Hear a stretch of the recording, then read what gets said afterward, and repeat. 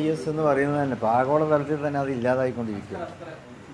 പ്രത്യേകിച്ച് അറബ് രാജ്യങ്ങളും മറ്റൊക്കെ ഉറച്ച തീവ്രവാദത്തിനെതിരെ നിലനിൽക്കുന്ന നയങ്ങളാണ് അവിടെയുള്ളത്. അപ്പോൾ ISISൻ്റെ നിലനിൽപ്പ് തന്നെ ഇപ്പോൾ ലോകത്തില്ല. അപ്പം അങ്ങനത്തെ ഒരു സാഹചര്യത്തിൽ വീണ്ടും ഉണ്ട് എന്ന് പറയുന്നത് അതിൻ്റെ പിന്നിലുള്ള രാഷ്ട്രീയം എന്താണെന്ന് മനസ്സിലാക്കാൻ നമുക്ക് പറ്റും. പക്ഷേ കേരളത്തിലൊന്നും അത് മുതലാകാൻ പോകുന്നില്ല. കേരളത്തിലെ ജനങ്ങളൊക്കെ വ്യക്തമായി മനസ്സിലാക്കാൻ പറ്റും. അതേ തരത്തിൽ ജനാധിപത്യ മൂല്യങ്ങൾ വിശ്വസിക്കുന്നവരാണ് കേരളത്തിലെ ഭൂരിപക്ഷം സമൂഹം. കഴിഞ്ഞ ഈ തെരഞ്ഞെടുപ്പിൽ നമ്മൾ തെളിയിച്ചു കൊടുത്തിട്ടുള്ളതുമാണ്. അപ്പോൾ അത് ഞങ്ങൾ ഈ തെരഞ്ഞെടുപ്പിൽ LDFനെ സഹായിച്ചത് ഈ മുസ്ലിം പ്രീണനമാണ് എന്നുള്ളത് അവരുടെ പാർട്ടി തന്നെ അല്ലെങ്കിൽ ലെഫ്റ്റ് തന്നെ ചർച്ച ചെയ്ത കാര്യമാണ്. അതിൽ നിന്ന് മോചനം നേടാനുള്ള ഒരു കുറുക്കോഴിയായിട്ടാണ് അപ്പോൾ നേരത്തെ പ്രേമേന്ദ്രൻ പറഞ്ഞതുപോലെ ഇത് ഉപയോഗിക്കുന്നത്. അങ്ങനെ ഇത് ഉപയോഗിക്കാമോ? അതെ, നഷ്ടപ്പെട്ട വോട്ടുകൾ വീണ്ടെടുക്കാൻ എന്താണോ ഇനി വല്ല പിടിവള്ളിയും കിട്ടുമോ എന്നവർ അന്വേഷിച്ചുകൊണ്ടിരിക്കുകയാണ്. അപ്പോൾ അതിപ്പോൾ ISന് പിടിവള്ളി പിടിച്ചു നോക്കുകയാണ്. പക്ഷെ അതൊന്നും ഇവിടെ നടപ്പാൻ പോകുന്നില്ല.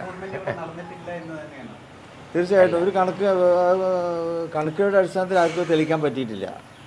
വെറുതെ പിന്നെ പ്രസ്ഥാനമല്ലാതെ ഒറ്റപ്പെട്ടുണ്ടായിരിക്കാം. പക്ഷെ അതിന് ജനറലൈസ് ചെയ്തുകൊണ്ട് ഒരു സമുദായം മുഴുവനും ISൻ്റെ പിന്നിലാണ് എന്നൊക്കെ പറയുന്നത് അത് ഒരിക്കലും തന്നെ ഒരു പുരോഗമന രാഷ്ട്രീയ പ്രസ്ഥാനത്തെ സംബന്ധിച്ചിടത്തോളം അതൊരിക്കലും അവരുടെ നിലപാടുകൾക്ക് യോജിക്കുന്നതല്ല.